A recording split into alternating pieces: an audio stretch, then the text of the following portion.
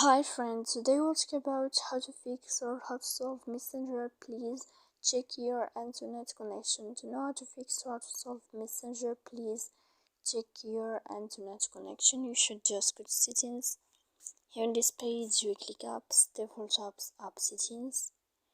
When you will find this list, you will search about the application of Messenger. Then this list of app info, you will click on first stop and you will click OK.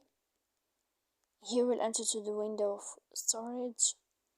When you'll find this clear cache, we click on it, and after that we go to above to your Wi-Fi. You will wait 3 seconds and you can turn on your Wi-Fi again to fix this problem. So please don't forget to support us by like and subscribe. See you next time in another video, and thank you for your attention and your watching.